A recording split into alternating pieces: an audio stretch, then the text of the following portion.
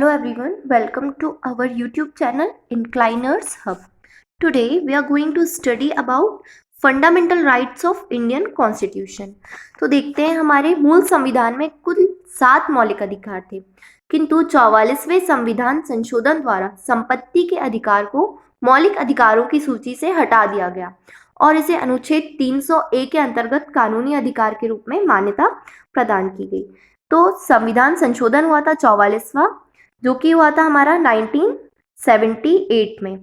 तो इस संविधान संशोधन द्वारा संपत्ति के अधिकार को मौलिक अधिकारों की सूची से हटा दिया और इसे कानूनी अधिकार के रूप में, जो अनुच्छेद 300A है, आर्टिकल 300A, उसके अंतर्गत इसे मान्यता प्रदान की गई। संपत्ति का अधिकार मतलब होता है राइट टू प्रॉपर्टी, और जो हमारे जो मौलिक अधिकार हैं, जो प्रेजेंट में 6 है, वो संविधान के भाग 3 में अनुच्छेद 12 से 35 तक वर्णित है। संविधान के भाग 3 में अनुच्छेद 12 से 35 तक सभी मौलिक अधिकारों का वर्णन है।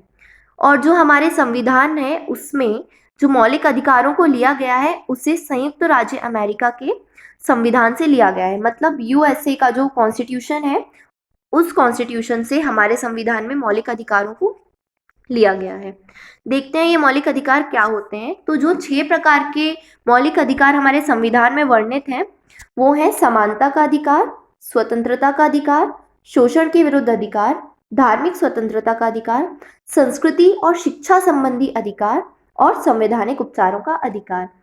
इन अधिकारों को हम एक ट्रिक से याद करेंगे, तो वो ट्रिक हम इस वीडियो के बीच में देखेंगे। पर उससे पहले हमें ज़रूरी है कि कौन सा अधिकार किस अनुच्छेद के अंतर्गत वर्णित है। तो समानता का अधिकार हम देखते हैं अनुच्छेद 14 से 18 तक वर्णित है। 14 से 18 यदि हम देखें तो 4 भी 4 का मल्टीपल है और 8 भी 4 का मल्टीपल है। तो 4 और 8 दोनों ही समान रूप से किसके मल्टीपल है? 4 के। तो समानता का अधिकार हो जाएगा अनुच्छेद 14 से अनुच्छेद 18 तक। उसके बाद हम देखते हैं स्वतंत्रता का अधिकार। तो स्वतंत्रता का अधिकार है अनुच्छेद 19 से अनुच्छेद 22 तक वर्णित है। इसे हम कैसे याद कर सकते हैं कि जब हम 18 साल के होते हैं तब हमें वोट देने का अधिकार नहीं होता है। हमें वोट देने की स्वतंत्रता कब मिलती है? जब हम 19 साल के होते हैं, या कह सकते हैं हम कानूनी रूप से बालिग हो जाते हैं जब हम 19 साल के होते हैं। तो 19 साल में हमें क्या मिल जाती है? स्वतंत्रता। तो स्वतंत्रता का जो अधिकार है ये अनुच्छेद 19 में वर्णित है। उसके बाद हम देखते हैं शोषण के विरुद्ध अधिकार। तो यदि हम शोषण लिखे तो 3 वर्ड्स आते हैं। शोषण के विरुद्ध अधिकार 3 वर्ड्स आएंगे, तो ये अनुच्छेद 23 में वर्णित है। शोषण के विरुद्ध अधिकार अनुच्छेद 23 में वर्णित है। या अगर इसको एक और तरीके से याद करना है तो हम ऐसे भी करते हैं कि 19 साल से 22 साल तक हम कॉलेज में होते हैं और 23 साल से हम नौकरी की तलाश में घर से बाहर निकल जाते हैं, और उसी दौरान सबसे ज़्यादा कंपनीज के थ्रू हमारा शोषण किया जाता है। तो 23 साल में शोषण होता है कंपनीज के थ्रू। तो शोषण के विरुद्ध अधिकार अनुच्छेद 23। उसके बाद हम देखते हैं धार्मिक स्वतंत्रता का अधिकार। तो धर्म की तरफ हम ज़्यादा मूव कब होते हैं? जब हम 25 साल के होते हैं, क्योंकि 25 साल तक से पहले तक तो हमारी बाल्य अवस्था होती है। तो 25 साल के जैसे ही हम होते हैं तो हम धर्म की तरफ ज़्यादा मूव हो जाते हैं। तो धार्मिक स्वतंत्रता का अधिकार अनुच्छेद 25। उसके बाद हम देखते हैं संस्कृति और शिक्षा संबंधी अधिकार। तो संस्कृति, हम अपनी संस्कृति से तो बहुत कुछ सीखते हैं, साथ ही हम दूसरों की संस्कृति से भी बहुत कुछ सीखते हैं। तो दूसरों की संस्कृति अर्थात उनकी संस्कृति और उनकी संस्कृति को हम रिलेट कर सकते हैं अनुच्छेद 29 से। 29 भी लिखते हैं तो उन आता है, और उनकी संस्कृति तो भी उन आता है। तो संस्कृति और जो शिक्षा संबंधी अधिकार है अनुच्छेद 29 में वर्णित है। उसके बाद हम देखते हैं संवैधानिक उपचारों का अधिकार। तो संवैधानिक उपचारों का जो अधिकार है ये आर्टिकल 32 में है। संवैधानिक अगर हम काउंट करें तो 5 वर्ड्स होते हैं, और यदि हम अनुच्छेद 32 को प्लस भी करें, मतलब 3 + 2 करें, तो भी इसका सम 5 आता है। तो जो संवैधानिक उपचारों का अधिकार है वो अनुच्छेद 32 में वर्णित है। एक बार और देख लेते हैं समानता का अधिकार, क्योंकि 4 और 8 समान रूप से मल्टीपल है 4 के। स्वतंत्रता का अधिकार, तो हम कानूनी रूप से स्वतंत्र कब हो जाते हैं? जब हम 19 साल के होते हैं। शोषण के विरुद्ध अधिकार, तो शोषण 3 वर्ड, और अनुच्छेद 23 में भी 3 आ रहा है। उसके बाद धार्मिक स्वतंत्रता का अधिकार। तो हम धर्म की तरफ मूव कब होते हैं, जब हम 25 साल के हो जाते हैं। उसके बाद संस्कृति और शिक्षा संबंधी अधिकार। तो उनकी संस्कृति से भी हमें बहुत कुछ सीखने मिलता है। तो उनकी मतलब 29, और ये हो जाएगा संस्कृति और शिक्षा संबंधी अधिकार। उसके बाद संवैधानिक उपचारों का अधिकार, मतलब संवैधानिक 5 वर्ड्स होते हैं, 5 लेटर्स होते हैं, और 3+2 करेंगे तो भी सम 5 आ जाएगा। तो ये हो जाएगा हमारा संवैधानिक उपचारों का अधिकार। उसके बाद कुछ और इन्फॉर्मेशन है। संविधान में यह भी व्यवस्था की गई है कि इनमें अर्थात जो हमारे मौलिक अधिकार हैं उनमें संशोधन भी हो सकता है, तथा राष्ट्रीय आपात के दौरान जीवन एवं व्यक्तिगत स्वतंत्रता के अधिकार को छोड़कर अन्य मौलिक अधिकारों को स्थगित किया जा सकता है। मतलब जो हमारे मौलिक अधिकार हैं उन्हें यदि राष्ट्रीय आपात की स्थिति है तो उन्हें स्थगित भी किया जा सकता है। राष्ट्रीय आपात मतलब कह सकते हैं वित्तीय आपात या सैन्य विद्रोह या संवैधानिक तंत्र की विफलता के कारण जो अशांति उत्पन्न होती है देश में, वो होता है राष्ट्रीय आपात। तो उस दौरान हमारे जो मौलिक अधिकार हैं उन्हें स्थगित किया जा सकता है, लेकिन जीवन एवं व्यक्तिगत स्वतंत्रता के अधिकार को कभी भी स्थगित नहीं किया जा सकता। तो ये क्वेश्चन आ सकता है कि इनमें से कौन सा अधिकार है जो किसी भी समय स्थगित नहीं किया जा सकता। तो उसका आंसर होगा जीवन एवं व्यक्तिगत स्वतंत्रता का अधिकार। ये अधिकार है जिसे कभी भी स्थगित नहीं किया जा सकता, अन्य अधिकारों में संशोधन किया जा सकता है। उसके बाद एक शॉर्ट ट्रिक है। हमने सारे अधिकार तो लर्न कर लिए, मतलब उनसे जो रिलेटेड अनुच्छेद थे उन्हें हमने याद कर लिया, पर उन 6 मौलिक अधिकारों के नाम कैसे याद रखें, तो उसके लिए एक छोटा सा कोड है। समता सबसे धार्मिक संस्कृति का संविधान है। समता सबसे धार्मिक संस्कृति का संविधान है। समता अर्थात समानता का अधिकार, अनुच्छेद 14 से 18। सब मतलब कि स्वतंत्रता का अधिकार, अनुच्छेद 19 से 22। से को हम शे भी लिख सकते हैं। शे मतलब शोषण के विरुद्ध अधिकार, यह अनुच्छेद 23 और 24 में वर्णित है, शोषण के विरुद्ध अधिकार। उसके बाद हम देखते हैं धार्मिक स्वतंत्रता का अधिकार।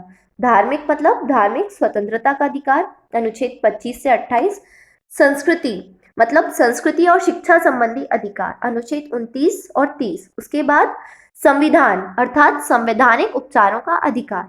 तो छोटा सा कोड है, समता सबसे धार्मिक संस्कृति का संविधान है। मतलब जो हमारी धार्मिक संस्कृति है उसका बेस भी समानता ही है। तो ट्रिक याद करने में मुझे नहीं लगता कि कोई दिक्कत होगी। तो समता सबसे धार्मिक संस्कृति का संविधान है। इससे हम सभी मौलिक अधिकारों के नाम याद कर सकते हैं, और नाम के साथ अनुच्छेद कैसे रिलेट करना है वो मैं आपको पहले बता चुकी हूँ। उसके बाद हम इन अधिकारों के बारे में क्विक रिव्यू ले लेते हैं कि अधिकार होते क्या है। तो समानता का अधिकार अर्थात कानून और विधि के समक्ष सभी व्यक्ति समान है।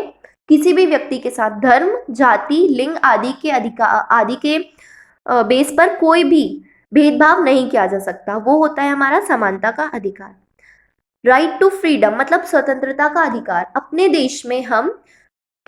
देश की बाउंड्री के अंदर किसी भी जगह पे हम घूमने की स्वतंत्रता है, हम जो चाहे वो भाषण दे सकते हैं, और भी कई प्रकार के जो स्वतंत्रता के अधिकार मिले हैं वो इस अधिकार के अंतर्गत आते हैं। उसके बाद राइट अगेंस्ट एक्सप्लॉयटेशन, शोषण के विरुद्ध अधिकार। मतलब हमारा किसी भी व्यक्ति के द्वारा यदि शोषण किया जा सकता है तो उसके अगेंस्ट हम लॉफुल एक्शन लेने के लिए स्वतंत्र हैं, ये होता है शोषण के विरुद्ध अधिकार। फ्रीडम ऑफ रिलीजन मतलब हम अपने देश की बाउंड्री के अंदर किसी भी रिलीजन, किसी भी धर्म को मान सकते हैं। सरकार द्वारा हमारे ऊपर किसी भी धर्म को मानने के लिए कोई भी स्वतंत्रता, कोई भी बाध्यता नहीं होगी। उसके बाद कल्चरल एंड एजुकेशनल राइट मतलब संस्कृति और शिक्षा संबंधी अधिकार। अर्थात हम जब तक चाहें, जहां तक चाहें शिक्षा ग्रहण कर सकते हैं और किसी भी संस्कृति का पालन कर सकते हैं। इसे मानने के लिए भी सरकार द्वारा हमारे ऊपर कोई भी बाध्यता नहीं है। राइट अगेंस्ट कॉन्स्टिट्यूशनल रेमेडीज, इसे समझने में थोड़ा सा जनरली दिक्कत जाती है। कॉन्स्टिट्यूशनल रेमेडीज मतलब संवैधानिक उपचारों का अधिकार। यदि किसी भी व्यक्ति के द्वारा संविधान का पालन नहीं किया जा रहा है या हमारे ऊपर शोषण किसी भी प्रकार से किया जा रहा है तो हम उस व्यक्ति के अगेंस्ट हाई कोर्ट या सुप्रीम कोर्ट में अर्जी दे सकते हैं। मतलब हाई कोर्ट और जो सुप्रीम कोर्ट है वो संवैधानिक उपचार करेगा। मतलब कोई भी व्यक्ति यदि हमारे संविधान को नहीं मानता है तो उसे सजा देने का अधिकार हाई कोर्ट और सुप्रीम कोर्ट के पास है, बट उसके लिए अर्जी हम भी दे सकते हैं। तो ये होता है संवैधानिक उपचारों का अधिकार। एक छोटा सा क्विज है, देखते हैं आपको अभी तक जो पढ़ाया वो कितना लर्न हुआ है। तो भारतीय संविधान द्वारा भारतीय नागरिकों को कुल कितने मौलिक अधिकार प्रदान किए गए थे?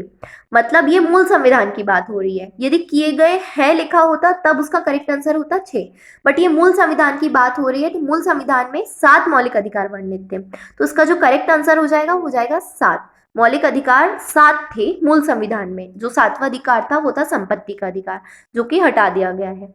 सेकंड क्वेश्चन है, भारतीय संविधान के किस अनुच्छेद में संवैधानिक उपचारों का अधिकार दिया गया है? तो संवैधानिक उपचार हमने याद किए थे 3+2 5 होता है, और संविधानिक भी 5 वर्ड है, तो 3+2 5 मतलब अनुच्छेद 32। उसके बाद थर्ड क्वेश्चन है, संपत्ति के मूल अधिकार को किस संवैधानिक संशोधन अधिनियम द्वारा समाप्त किया गया? तो हमने याद किया था 44वां संविधान संशोधन, जो कब हुआ था? 1978 में। इसे हम ऐसे भी याद कर सकते हैं कि 44वां मीन्स 4+4, 4+4 8 होता है, तो ये हुआ था 1978 में, जो हमारा 44वां संविधान संशोधन हुआ था। तो आई होप आपको ये संवैधानिक जो हमारे मौलिक अधिकार हैं वो समझ आए होंगे, और अब यदि इनसे रिलेटेड कोई भी क्वेश्चन आता है तो वो आप इजीली सॉल्व कर पाएंगे। Thank you for watching. Please like, share and subscribe our YouTube channel.